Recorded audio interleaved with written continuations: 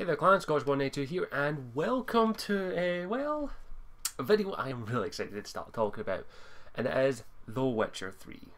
Yep, we finally have some news about it. I would have done this last week when the news was fresh, but unfortunately I came down with the flu. I am mostly recovered from it. I still have a bit of a groggy nose, so you will hear me going every now and then. I do apologise for that, and maybe a cough or two, but I will try and get most of this done as best I can. And I've got a full list of all the stuff that's came out about it on my second monitor, so I will have to glance over to the left, freeze to understand, okay? So, firstly, let me just say, I have reviewed The Witcher 2, in fact I'll grab it right here. I actually have a reviewer's copy of it because I won it in a contest. This is just the bare bones, this is the game. Unfortunately I didn't get the map or anything, which I'm kind of gutted about, I wish I did. But I've got this in a contest for like CD Projekt's done this like 1,000 copies they were giving away for people, internet reviewers, just to review, and I got a copy of it, which was like holy shit, I was one of the 1,000. So this is kind of sweet and awesome that I got this. It's just like a pre-production, I can't sell it or pre-own or anything, but it's fantastic, and I'll be glad. I'll tell you this right now. I actually saw a playthrough of The Witcher 2 before I got this. I actually saw it on a channel called DSP Gaming. He actually done a full playthrough of the PC version, which is the superior version, and a version that I am going to buy eventually. To apologise, my glasses are in. And I loved the playthrough. It made me want to go and upgrade my computer to actually play the game, and I didn't have the money at the time, so I was waiting over a year to upgrade it just to play The Witcher 2. But then I heard it came out on Xbox. Gaming MD83 informed me of this contest, and I went, yeah, what's the harm? Entered it, I got my copy, and I played it, and I'll tell you this right now, I've done 2 full playthroughs. I've played this game twice and experienced it from both ends, like, both endings. And I'll tell you this right now, I love this. I absolutely adore this game. Like, this game officially came out, in fact, do I have a copy of it? Yep. This game came out at the exact same time as this game, Dragon Age 2. This came out The Witcher 2 came out on PC at the same time as Dragon Age 2, and I can tell you this right now, The Witcher 2 blows Dragon Age 2 out of the water. I'm telling you this right now. I love BioWare, except for when they're with this company. But The Witcher 2 blows out of the water. Dragon Age 2 was still a good game, but The Witcher 2 is a game that, in my opinion, I would consider in the art division. Like, this is an art game. This is a game that I would consider art. I would not consider this game art. I consider this game good. But that's not what I hear from me. The game is really, as I said, if you want my full opinion on it, go check out my review. I'll leave an annotation or something up about it. But of course we knew at the end of The Witcher 2, if you've played it, that there was going to be a Witcher 3. We knew that, and I was excited to tell for it, and I couldn't wait, and it's not coming out until 2014, and I want to get the biggest thing out of this way. A lot of people are still speculating that it's going to be coming out in this generation of console, because they did say that they're going to do it in the high-end consoles. I'm going to shut you up right now. No, it's not. There's no damn way, especially with the stuff that's on this list on my left, that The Witcher 3 is going to be on the Xbox 360 or PS3. I shit you not, it's not. I can guarantee that where it's going to come out first is probably going to come out in PC first, and then it'll get ported to the consoles maybe a couple months later, or a year later, like The Witcher 2. So it'll probably come into PS4, the Xbox, whatever the hell they decide to call it, 720 or Xbox Donut. And by the way, I have an opinion on that. Actually, I will do a video on that shortly. But it really is. That is, I can tell you this right now, I'm actually going to be buying The Witcher, The Witcher 2, and The Witcher 3 all on PC.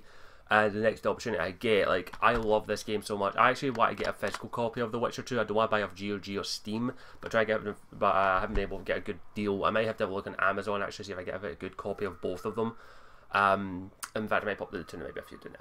But I really want to get a copy of both of them on PC because they are fantastic games. I still need to play The Witcher 1, but The Witcher 2 is definitely one. It will probably come out on PC first, or maybe a simultaneous release. But I can tell you this right now, CD Projekt Red, the company that made the Witcher series, are very PC-centric. The game will be built for PC first and then ported to the console, so the PC version will be the superior version, which is why I'm going to do my damnedest to get a hold of it. If that means I need to upgrade my computer, which I probably will by the sound of these specs, I will, and I will get my honest review of it. Okay, so I just want to get that out of the way. Now, I'm going to discuss roughly, I'm going to discuss every point. I'll leave a link in the description where I get all these points from. But I'll tell you this right now, from what I'm reading here, I am excited as hell. Like, I'm telling you, 2014 is going to be an awesome year by the sounds of it, because we're going to be having a whole bunch of games like the Dragon Age 3, the Witcher 3, and a few other ones or two that are hinted, like possibly a new Star Wars RPG, which is still in the works, but we'll wait about that. But basically, I'm going to go through them, not every point, because every point doesn't really need proper discussion, but I'm going to go through the big ones. Oh, excuse me, do beg my pardon. But firstly, I've got to get this one out of the way. The Witcher 2 was a very, not linear game, but it had a A to B point. You had A, but you could go A.1 and A.2, but eventually you had to go to B. It wasn't open world, it was very linear. You're in one area, you did quests there, then you advanced the story, you went to another area, you done quests there, you went to another area, you done the quests there. But they did have two branching opportunities, which was the Vernon Roach side and the Yorvith side. Now, I've done both of them, and I personally prefer the Yorvith side over the Vernon Roach side, but I still love Vernon, he's an awesome character. But one of the first things that really caught my eye about this was that they are planning on making The Witcher 3 an open world game that is 20% bigger than Skyrim. Have I got Skyrim down there? Just double check. No, I don't. Sorry, my apologies. I thought I had Skyrim down there. But 20% bigger than Skyrim in an open world platform, and also apparently no loading screens. Oh my god, I'm gonna have a geekgasm when this game comes out. Like, oh my god, I love that. Like, I love open world games, but the only problem I've ever had with, like, Skyrim, I'll use as the best example, with Skyrim is, let's face it, there's a shit ton of stuff to do in Skyrim. However, let's face it, when you do a game like Skyrim, like massively open world RPG, some things have to suffer, and the story and characters are always the one that suffer. When you're making an RPG, you either have one of two: a massive open world RPG with a decent story and sometimes decent characters, or horrible characters, or a very story and character driven game with not exactly an open world platform. The Mass Effect series being the best example, Dragon Age to an extent, but Dragon Age is sort of like the comfortable middle ground in my opinion. Like, it's not exactly open world, but it does have wide areas that you can explore. But that's what it's like. Mass Effect we use in Skyrim. Like, Mass Effect is one of the best examples of character and story driven RPGs I've ever seen. Next to this. Well, actually, this is probably one of the best, actually. Well, Skyrim is massive open world. I love open world ones, but as I say, that's what it is. Like, all the characters and story always suffer. From what I've been reading here, they don't want that. They want a game that is massively open world, which 20% bigger than Skyrim. Wow, and Skyrim's big, with no loading screens, and also still keeping that core factor which made The Witcher 2 awesome: the story and the characters. They still want to keep the story great and the characters great. And I've been saying this for a while now, along with several other people on YouTube, that if ever a game could come out that mixed Skyrim with Mass Effect or Dragon Age and mashed them together to create a massively open world game with great characters and great story, it's an insta buy. It's literally, you'd probably have to clean me off the floor, because I would literally explode from the joyous geekgasm that I would have, because that is something that I have always wanted in an RPG. I've wanted an RPG where I could explore wherever the hell I wanted, but still have great characters and story, basically, that kept me going and enjoying every minute of it. And I'm going to be brutally honest, it sounds fantastic. It really does sound like something that I would literally probably sink hundreds of hours into. And when I do that with RPGs, it shows. Because, like, the only RPGs I've ever stuck hundreds of hours into are Skyrim, Mass Effect, and Dragon Age, and of course The Witcher 2. But The Witcher 2 isn't really hundreds of hours, mostly 80+. But it's really that bad. It really sounds awesome, and that would be absolutely awesome, especially with the characters of Geralt, Trish, Vernon, Yorveth. What's her name? The leader of the rebellion. I keep forgetting her name. Is she on here? Yeah, so this is going to bug me. Like, oh, shit. It's going to bug me. I do apologise for this. I need to look this up because it's going to bug me if I don't. Do apologise, but I do love the sound of this, and I cannot honestly wait. I really am sorry about this, but I really. This really is going to bug the hell out of me if I don't get her name. Saskia, that's her. Saskia, that's her name. I do apologise for that. With Saskia, who, by the way, I loved Saskia in this. She was awesome. Especially what you find out about her in the Yorvith side of the story, which I will not spoil for anyone, but I would highly recommend you do it if you haven't. But the idea of those characters and that story being implemented into an open world game with no loading screens, I can tell you right now, as I say, you would have to clean me up off the floor. It sounds glorious. It sounds glorious. So I'm having like a pre-geekgasm just thinking about it. But, and especially with also the fact that they're going to be using a new engine, their own in-house built engine, the Red Engine 3, which from the screenshots that we've seen so far look fantastic, and I love the sound of that. And I really do like that. And it also looks like they're going to be exploring a lot more into Geralt's memories and his past as well, which I've only ever read one of the Witcher books, which is The Last Wish. I still need to get the other one, The Blood Elves. And I do know that someone sent me a link for the fan-written ones, like the fan-translated ones. The whole problem is I like to have the books in my hand and read them like that. I can't really read them on a monitor, and I don't have enough paper and ink to print them off. So once all of them are translated, or I learn Polish, which is probably my best bet at the moment, I will read all the books. But I'm going primarily from The Last Wish, and if we're going to be exploring for more characters from Geralt's past, we've got to introduce characters like Yennefer, who is his true love. He's literally so in love with her, like, I'm so in love with you. Yeah, whoever knows that song, you're awesome. But yeah, that's really interesting, the fact that we're going to be exploring that, especially in this new world, in this openness, because there are a lot of characters that I would love to look into.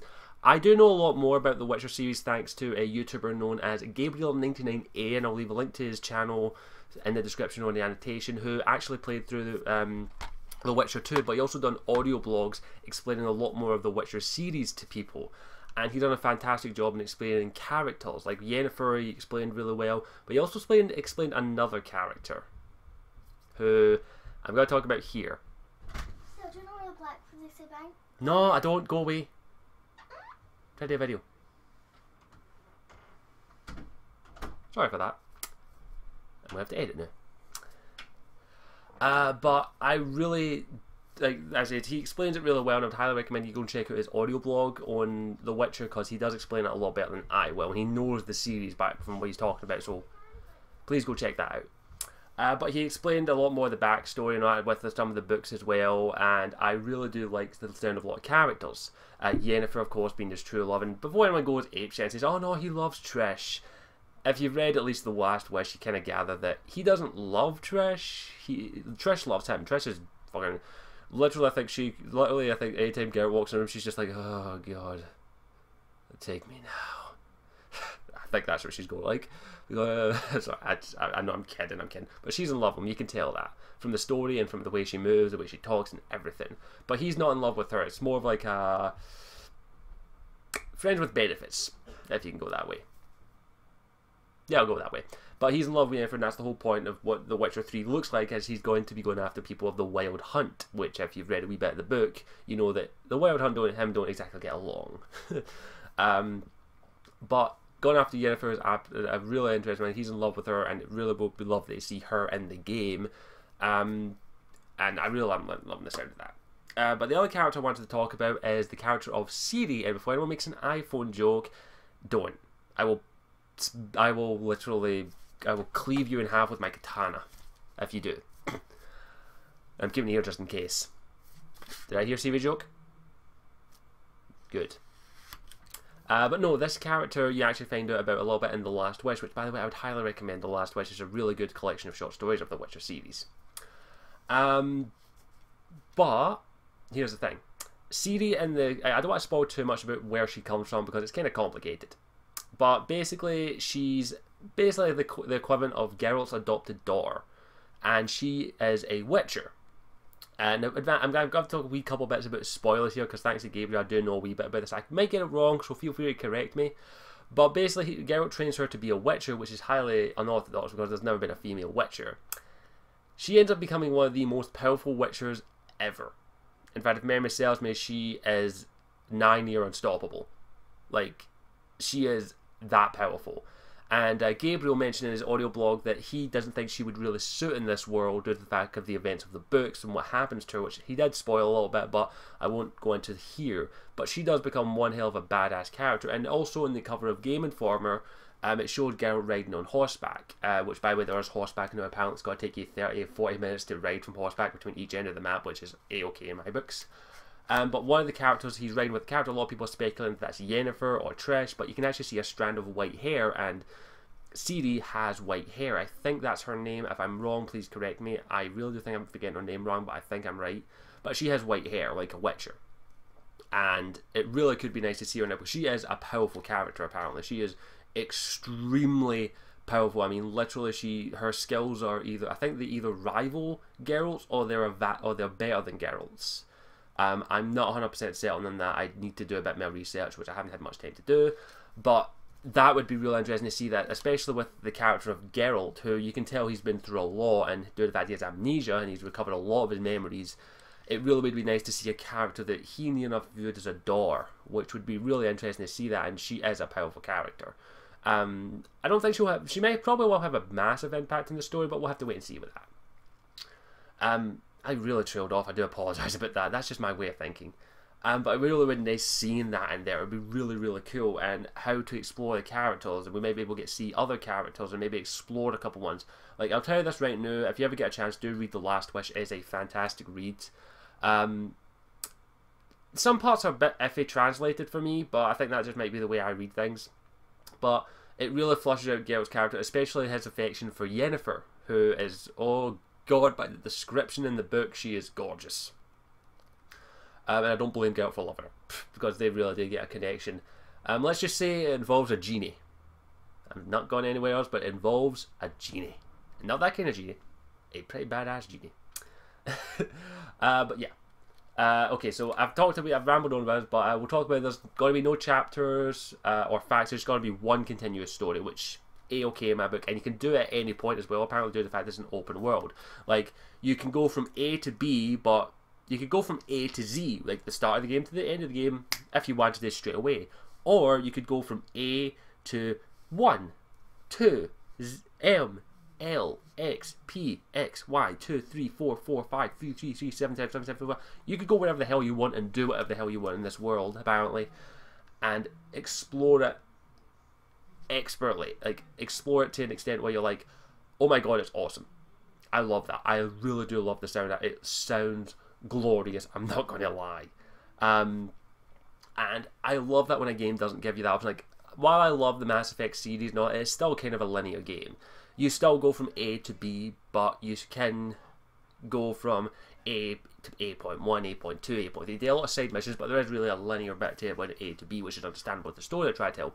With The Witcher 3, by the sound of it, it's going to be completely open world. You can do whatever the hell you want, basically, which sounds awesome, and I love that when the game gives you the options of doing it, and it's going to be sound, and it'll be completely optional. If you want to just blow through the game, you can blow through the game, but if you don't, you want to actually go through the entire variety of the game and experience everything, which I can guarantee. I'll tell you this now, the moment I get The Witcher 3, I'm probably going to have no social life whatsoever. Like, literally, well, I don't have a social life as it is, so it doesn't really bother me. But literally, I will lock my room, have a bloody bedpan next to me, have like a microwave next to me, fucking like freeze with like microchips and everything. Pizza's not ready, just go boom, like playing like this.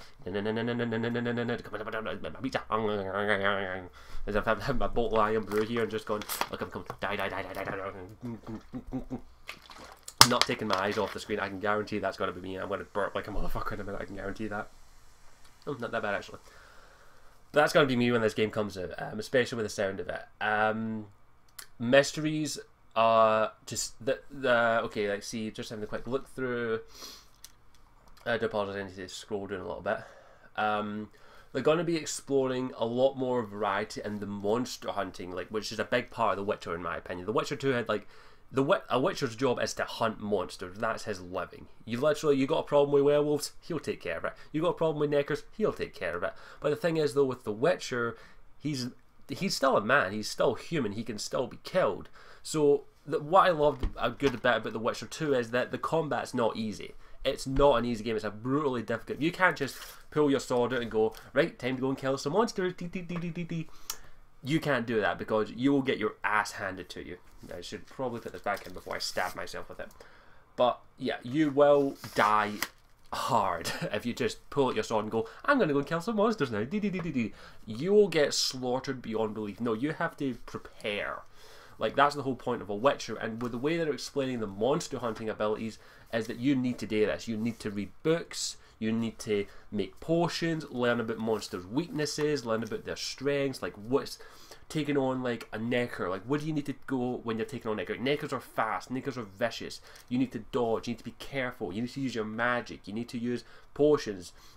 If you're going up against a giant spider, which is very venomous, before you even go into the battle, you have to like get your potions and all that, mix all your herbs together, take a potion that improves your poison resistance, improves your speed, improves your swordsmanship. And you have to think strategically with this one, which I absolutely adored in The Witcher 2, is that you had to think strategically. You couldn't go into there, and of course, you have two types of sword. Like, one thing I really hated when I was watching some fucking idiots play the game, there's the burp, was the fact that they were using a sword like this, this is a sword that you use to hurt people. Like, this is a metal, I believe. I can't remember. It's a cheap-ass sword, what do you expect? I would show you my other swords, but they're under my bed. And in fact, I've got my blade sword there, I can grab that, but this type of sword you use against humans. You use this, you just, that goes up against humans, take out the neck, blah blah blah. When you're fighting humans, you use this. But when you're fighting monsters, of course, iron's not exactly good on them. You use silver swords, which is the universal for monsters, run, which I love. And I really do hate it when I see playthroughs of people who like don't use their silver sword against monsters. They try and use their normal sword and they're not doing as much damage. They get absolutely slaughtered. So yeah, silver is always the best option. But I really do like the sound of that. The fact that they're going to be exploring the monster. Like, you can't just dive into any monster battle. Of course, like they've mentioned here vampires, which vampires. And hopefully, and by the way, I'm not talking about the vampires like nowadays, like the very sparkly kind. I'm talking vampires that will rip your face off and drink from your eyeballs. But in this one, it's mentioned that vampires have two hearts. And now vampires, of course, will only come out at night. Obviously, they don't sparkle. They come out in the sunlight. They burn to ashes. But they... This is I'm going to read blah blah blah blah blah blah blah blah blah blah blah blah. Yep, there we are. But vampires are poisonous as well, so you'll probably take some poison resistance. But also make sure that they do have both hearts, and that if you pierce two hearts, like both of them at the same time, and I don't mean like, well, besides calling them Buffy or Angel, which I don't think you can do in the Witcher series, you pierce both their hearts, dead. It's an insta kill, which is awesome because it really rewards you. It's a game, by the sounds of it, The Witcher 2 as well, but The Witcher 3 is going to evolve on that if you prepare and you read the books, which if you are an RPG like me, you do read the books in games. Not all of them. I don't read every single text in books. Like, if it's just like a quest thing, I skim it, but books I take time and read through that. But if you read it, say you pick up the How to Kill Vampires 101. You flick through it, you just go, yeah, blah, sunlight, blah, blah. You'll get the gist of it. But if you look through the book, like, blah, blah, blah, if I pierce both their hearts with a thrusting attack, such as that and that, I kill them instantly. Oh, that could prove useful. Which means when you go up a large group of vampires, like 3 or 4 of them, you can take them out as quick as possible. If you've skilled enough and you've planned enough, all you need is 1, 2, 3, 4. Yeah, there's 1, 2, 3, 4, 5, 6. 6 thrusts, and all of the vampires are dead. And the space of, depending on how fast the combat is, which by the sounds of they're improving it, is that. And with The Witcher, you'd expect that. I really do love that. It's trying to build you to become into the character of Geralt, which, I love that.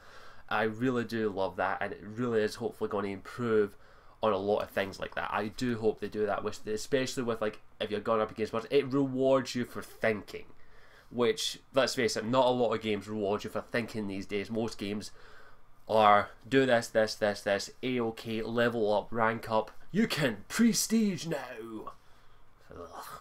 This is a game that's going to reward you for taking your time, thinking about what you're going up against. Like, if you're going up against a couple, like a massive troll, You read up on the books on trolls. You go to talk to people. You listen to the local rumours and the local legends. Oh, this troll, he's an absolute dick. Like, I hear he doesn't like onions. I don't know why. Like, he never goes anywhere near onions. That's why we hide onions all over the place. He doesn't like them. I don't know why. He just doesn't. Maybe he just doesn't think they go good in a stew. And then you go, huh? So that it doesn't like onions. So maybe I take my sword and I get an onion and I rub my sword. I put onion on a sword. And then you go up against the troll and like you slash him and it turns out the onion is actually poisonous to him. That rewards you. I love it. By the way, I don't think trolls are weak against onions. I was just using that as an example. But I do like the fact that they're going to be doing that and evolving it, and it does sound as so you have to listen to townsfolk, you'll have to read your books. So I can tell you this right now, if you're not in for that type of game, don't fucking pick it up, because you'll probably hate it, I can guarantee it. Also, like, time of day, like, let's use vampires again. Say there's a large group of vampires, like 5 or 6. The odds are you're going to get absolutely annihilated and they're going to drain you of every drop of your witcher blood you have. But if you're smart, you can maybe lure them out in the daylight, which will either weaken them or kill them. Now, of course, they'll be smart enough not to do that, but hopefully they'll implement some kind of way that you can maybe trick them. Like, maybe you'll be in a cave that has a very fragile roof, and maybe you'll have some kind of explosive. There's 10 vampires running towards you. You're standing there, sword in hand, and then you've got the grenade at the back, like an explosive or something, like grape shot, I think it was called. And then as soon as they get close enough, you throw the grape shot up, you jump back, boom, roof caves in, sunlight evaporates all the vampires. Something along, if they do that, that would be fucking awesome. But I doubt they'll do that. But that's one thing. If you've got to be against vampires, you have to be thing. You have to use the weaknesses of the monsters that you're going up against to kill them, which it looks so well. And of course, the last wee thing they've got in combat, monster hunting, is it's your source of income. Like, you're a witcher, your job is to kill monsters. So if you need money to get a better sword, like say you wanted to upgrade this sword, say I wanted to upgrade this sword to my... Say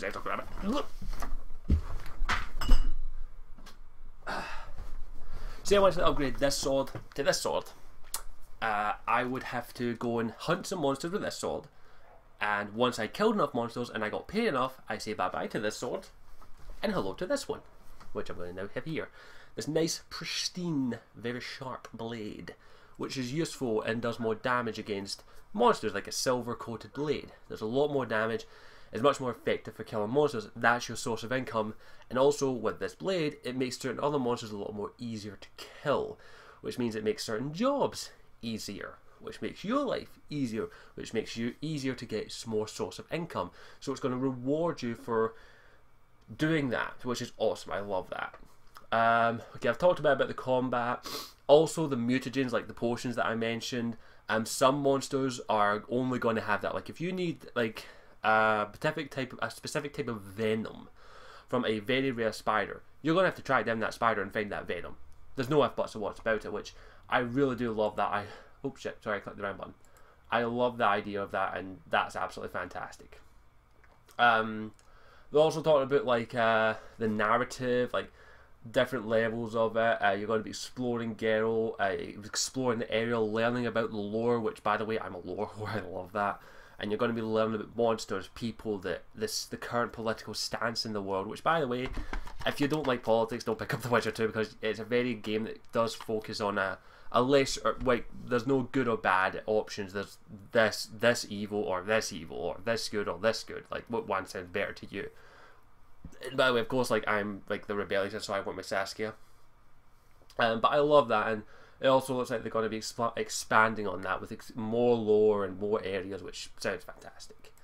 I think, is there anything else here? Okay, there's a couple other wee things, and then I'll give my opinion on it.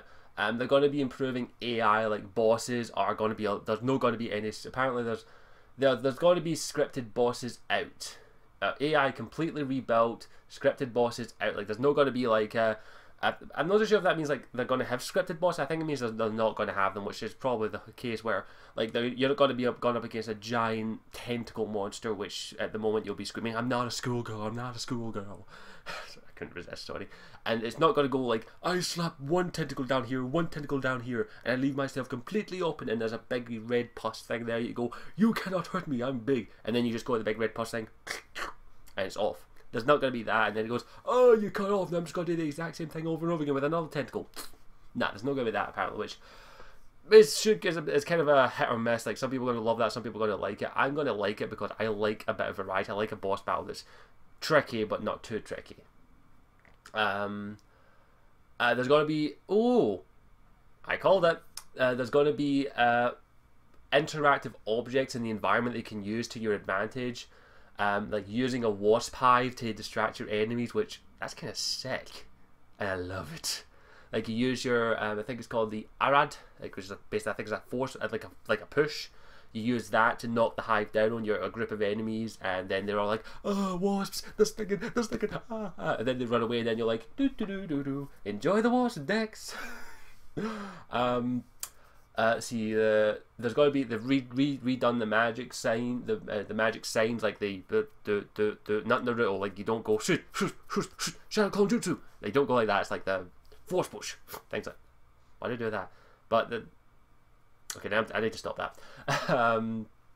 They're also going to be revamping like the basically the signs, the magic, and basically the leveling tree, which I mostly focused on the magic and the health and the sword play, which is what I mostly did.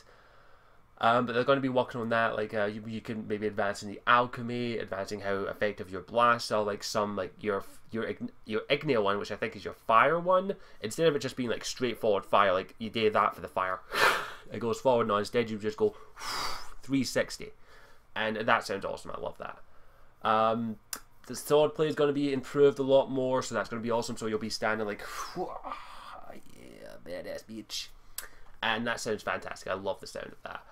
There's going to be a bit more customization as well with your armor, which sounds awesome, and also with you'll be able to design your like Geralt's hair. And by the way, no, you won't be able to dye his hair.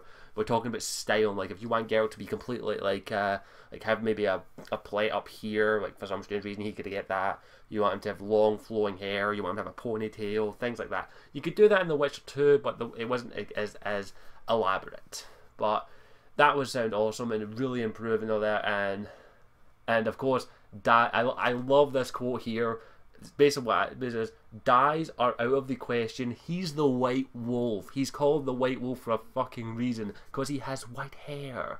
He's not called the Pink Wolf or the Magenta Wolf or the Burgundy Wolf or the Ginger Wolf, which, let's face it, that would be awesome. That's my name now. I'm the Ginger Wolf. Nah, you don't have to. By the way, if anyone wants to make me a title card, that'd be awesome. No, I'm kidding. But yeah, that actually sounds really, really awesome with all the stuff that are adding to it, which sounds fantastic. Everything from it from what looks really, really awesome. Now, as I say, I'm going to tell you this right now, this is a thinking person's game by the sound of it, the same as The Witcher 2 and also The Witcher 1. This is a very mature game. Like, I can tell you this right now that it's a very mature game. Like, there's a lot of mature, and I'm not just talking about the sex or the nudity or anything. This is a kind of serious bit, okay? This is a mature game. It makes you think. It isn't going to be going into, like, I'm not talking about, like, the nudity. Like, let's face it, Geralt's been with, like, almost every hooker in town, but it's a thinking man's game. It's a very mature themed game with the mature themes of politics, murder, rape, and very mature things that not a lot of game companies are willing to do, which I give major praise to CD Projekt Red, which who are slowly, but who are, each day that so far they've been made an announcement, are becoming my favourite game developer ever at the moment, because they are just that awesome. But I like the fact that they're not afraid to go into these subjects. Like, they're not afraid to touch these. They're trying to advance the world of gaming, because gaming is a media that I think really needs a nice wee nudge in the future, a nice wee kick up the arse, and a wee boot here to get into the more respected of the medias. Let's face it, like, you go to like TV shows and movies nowadays, they can touch upon almost any subject and they won't get flack for it. Like, they won't get flack for it unless it's downright insulting. Like, Game of Thrones is the best example compared to The Witcher 2. The Game of Thrones touches on almost everything, from rape, murder, incest, right, flat out sex scenes in there. And The Witcher 2 wasn't afraid to do that on PC, and it didn't get much flack, but once it came on consoles, I'm pretty sure it did get flack. And I can guarantee that when The Witcher 3 does come out, I really do hope that CD Projekt Red don't pull back with that. Because I doubt they will, because they're not that type of one. Their games, they're basically flat out saying, this is a mature game, you buy it for your 12-year-old son, expect him to see some fucked up shit. I love that about them. They're not afraid to go, they're not, like, most game developers, there's a line you don't cross, because it might get you flack. CD Projekt Red's like, well, we don't see that line, we're just going to we're going to do a hop, skip, and a jump over that line. Who wants to join us? And I really do hope that this is leading way to a more mature genre of gaming for adults, like for mature audiences. Like, I'll happily admit, I still love my silly games, but I really do hope that CD Projekt Red are the innovators of this, and hopefully a lot more other game developers and publishers will realize that these type of games that talk about mature themes and are more aimed at a mature thinking audience will have a place in the gaming industry, and hopefully it will get the gaming industry a lot more respect.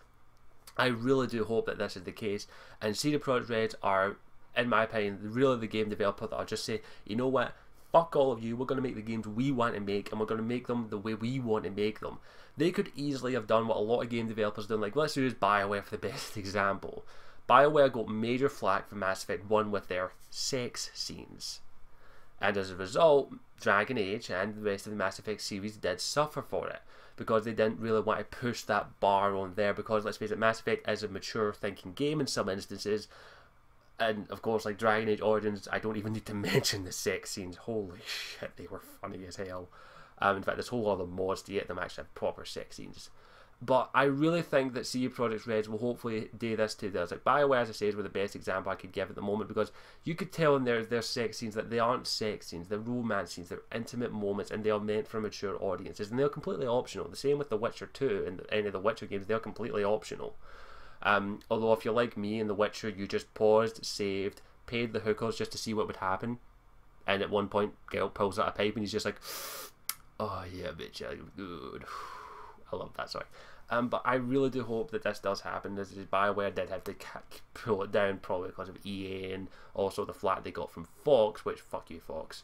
But you could tell that maybe BioWare wanted to push that a little bit further and maybe have proper, not full on, like, you don't see in the game, you don't even see that in The Witcher, you just see bang, bang, bang, bang, and you hear the noises, and you see the breasticles, and you see the hair, and you don't see like everything. You don't see everything, okay? You don't see everything, which would not surprise me if that was the case in Witcher 3, because that would be fucking.